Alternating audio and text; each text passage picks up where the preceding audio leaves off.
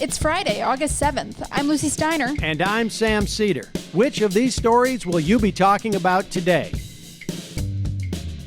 Donald Trump flies to Ohio for a rally right as the state's governor tests positive for coronavirus. Meanwhile, New York Attorney General Tish James files a lawsuit to dissolve the National Rifle Association on grounds of rampant corruption and financial crimes. And lastly, a wild story out of LA. Sheriff's deputies organized in, quote, secret societies that function like street gangs cost the county $55 million in settlements for their corrupt and brutal behavior. You are listening to Majority FM's AM Quickie, and these are the stories you need to know.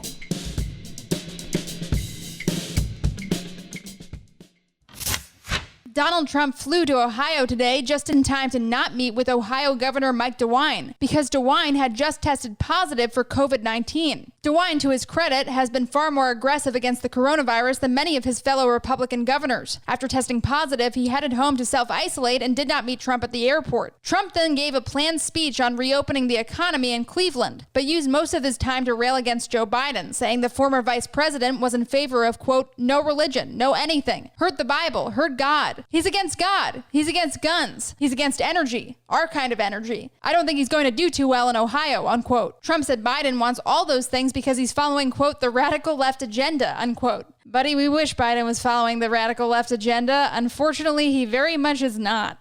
This is pretty much the same attack line that the Biden campaign must be expecting. And if that's the best Trump can bring, it's clear he's just grasping at straws and trying to play the hits. Guns and God? Sure, that stuff is catnip for conservatives, but at a certain point, people have got to realize they've heard it all before.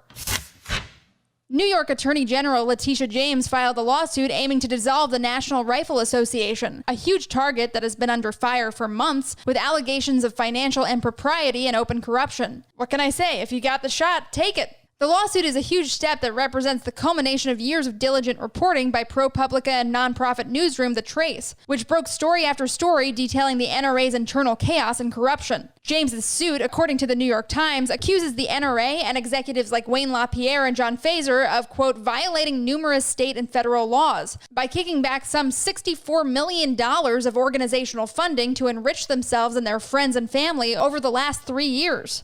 The NRA is a nonprofit chartered in New York City, so this is basically James's wheelhouse. Carl Racine, the Attorney General of Washington, D.C., filed suit against the NRA and its charity wing, which is based in D.C. instead of New York. It's not going to be a quick fight, however. The legal battle is expected to take years, so the NRA will surely play a role in the 2020 election, as they have every other year. But it is a strong opening volley against one of the most noxious political forces in America.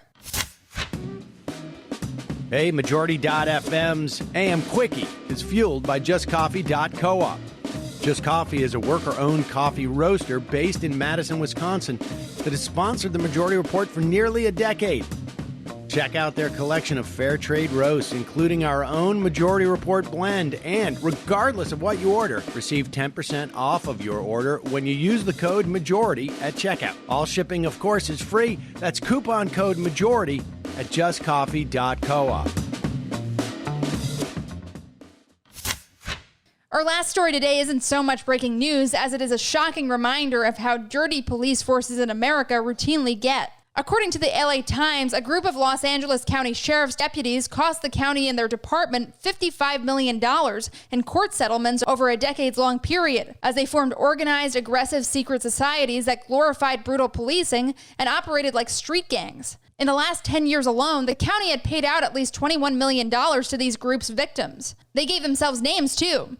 Different groups were called things like the Vikings, Regulators, 3000 Boys, and the Banditos. They operated out of jails and sheriff's department stations for years, operating with impunity throughout the 10 years of multiple top LA County sheriffs. The Times reports that the gangs even had tattoos and, quote, earned their ink by breaking inmates' bones. Take the biggest case the department was forced to settle. Francisco Carrillo Jr. was jailed for over 20 years before his murder conviction was overturned in 2011. He was arrested when he was 16 by members of the department's white supremacist Linwood Vikings gang, who he later alleged in a lawsuit had manipulated witnesses to pick him out of a lineup. John Sweeney, an attorney for the represented families of people killed by deputies, said, quote, I think it's a willful failure. For some reason, they pride themselves, the sheriff's department, on having these violent cliques, I guess to show the public who's boss. But you know, what it does is just foster a horrible relationship between the community that these sheriffs serve, unquote.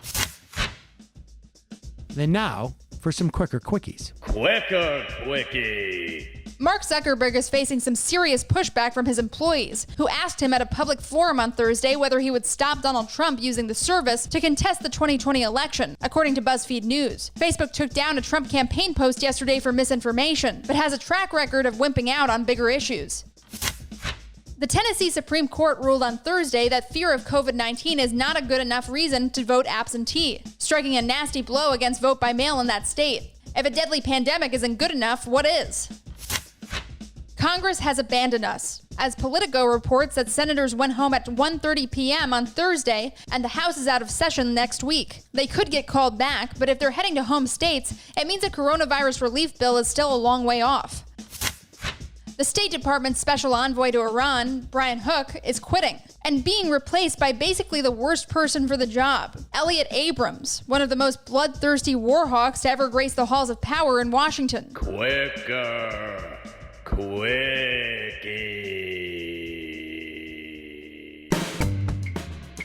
That's it for the Majority Report's AM Quickie today. Stay tuned for the full show this afternoon.